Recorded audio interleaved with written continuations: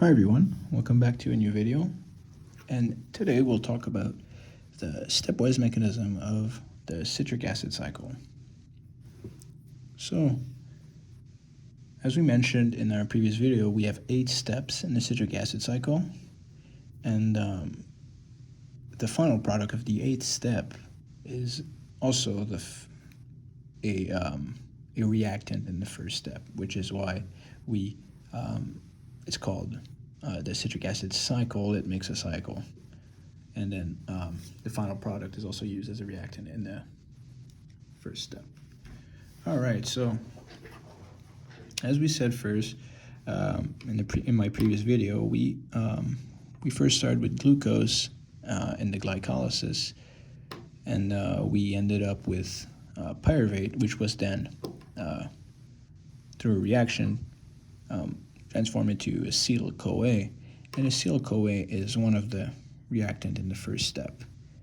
Obviously, there's other ways to give us acetyl-CoA, like beta oxidation, but for the sake of this video, can use glycolysis and then to pyruvate to acetyl-CoA, and then now we have acetyl-CoA here as our first reactant, and then we'll transfer it into its enol form here, which is the enol form of the acetyl-CoA, and we have our OAA. OAA we're going to also see as our product in the 8th step of the citric acid cycle. So the nucleophilic double bond, or the nucleophilic pi bond here of the acetyl-CoA, is going to attack this carbon of the carbonyl group, and then this is going to allow this bond here to roll up and then grab a hydrogen, form an OH. Now this bond here is going to attach, and then this CH2 is here. We have the C double O that's here, and then we have the S-CoA, this CoA here at the end of the tail. So it's the same molecule, but we've added this part of the acetyl-CoA here. And now, still in the first step, we have water that attacks this carbonyl, allowing this double bond to roll up.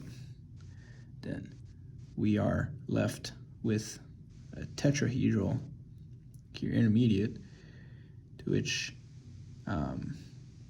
S-CoA is going to leave as CoAsh, and then we're going to be left with a carboxylate end of this kind of tail here. So we have 3 carboxylate, which is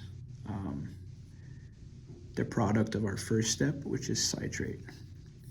Now, one thing that's good to remember is acetyl-CoA is 2 carbon long, while OAA is 4 carbon long. We've now added acetyl-CoA, and then we're left with a molecule of 1, 2, 3, 4, 5, 6 carbon. So we added 2 plus 4 carbon equals 6 carbon. So now we have citrate, and in the second reaction,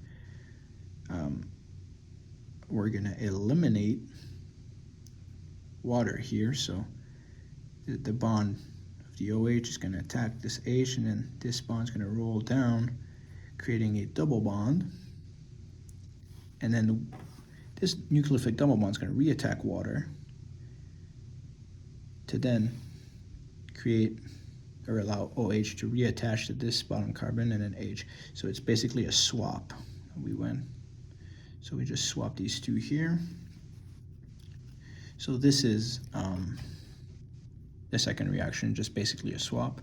And then as we can see, we have a cis-aconitate intermediate in this step to then form isocitrate, which is our product of the second reaction, which is also a 1, 2, 3, 4, 5, 6 carbon.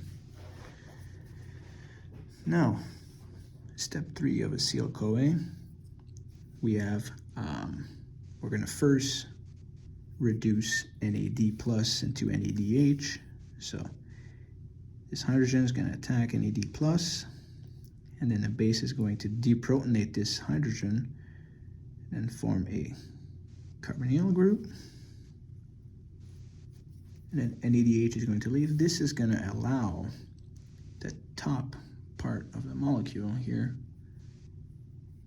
to leave as CO2. So it's a decarboxylation. This step here is called an oxidative decarboxylation reaction type.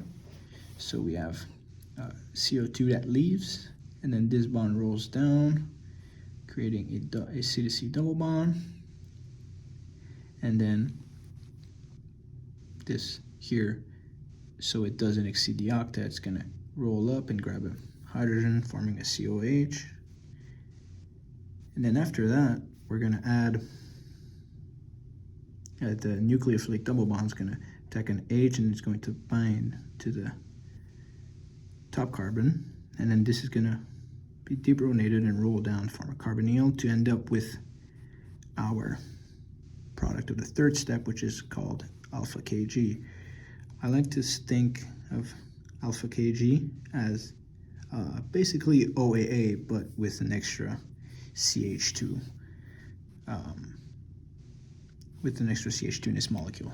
So now we got rid of CO2, so it only makes sense that our product of the third step is a 5-carbon product. 1, 2, 3, 4, 5, because CO2 left, right? And in this step, we have an oxalosuccinate intermediate, and then we also have a second intermediate, and we know our enols, right? You can see the C double bond with an OH attached to it makes an enol, so this is also another intermediate in step 3. All right, step 4, alpha Kg 2-succinyl-CoA. So we have CoAsh that comes in, then we have CO2 that leaves. So the CO2 bonded to the carbonyl group in the molecule is going to leave as CO2, and it's going to be replaced by SCOA, or by the CoAsh group that comes in. And in this reaction, we're also going to reduce NAD+ into NADH. So now, step 4, we went from alpha Kg to succinyl-CoA, and then this also was an oxidative decarboxylation reaction, so it only makes sense that we have a product of 4 carbon, right? 1, 2, 3, 4.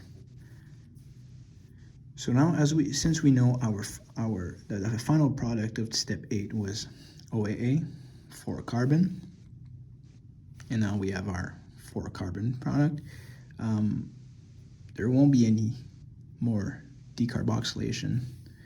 So we reached our 4 carbon, so it's going to stay 4 carbon products the whole time. So now, this step 5, we're going to phosphorylate this carbonyl group, and then SCO is going to leave as CoAsh. So a phosphate group is going to come in, this is going to leave, and then it's going to be replaced by a phosphate group, and then we're going to form a mixed anhydride, which is very high in energy, and it's going to be dephosphorylated by GDP to form GTP here. And then when this leaves, we're going to be left with succinate, which has a carboxylate group at the bottom and a carboxylate group at the top. So this is pretty easy to remember, succinate, right? COO minus, CH2, CH2, COO minus. So this is the product of our 5th step of the citric acid cycle. Now, steps 6 to 8. We have our succinate here that is going to be a part of a redox reaction. So FAD is going to be reduced into FADH2, and then that's going to create a C to C double bond here. So FAD is going to attack one of the hydrogen, and the hydrogen is going to attack FAD, allowing this bond to roll down, forming our fumarate, which is basically the same thing as succinate, but with a C-to-C double bond and the loss of 2 hydrogen. So it's also an elimination reaction, I guess we could call that too. But now fumarate in step 7 is going to be reacted with H2O, which is now going to create an addition reaction. So we're going to add an OH and an H to the 2 carbon of the carbon-carbon double bond, and that's going to get rid of the double bond, which is why we call that an elimination reaction, or an addition reaction, sorry. So we add 2 sigma bonds, then we're left with malate, and then malate is going to be the reactant for the last step, and it's going to be it's going to take part in a redox reaction where NAD plus is going to be reduced into NADH. So this hydrogen is going to attack at the NAD plus. This alcohol is going to be deprotonated, allowing its sigma bond to roll down, creating a carbonyl group.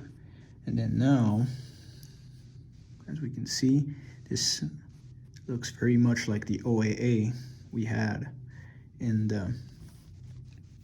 step 1, right? So carboxylate group, carbonyl group, CH2, and then another carboxylate group. And this is going to roll and then be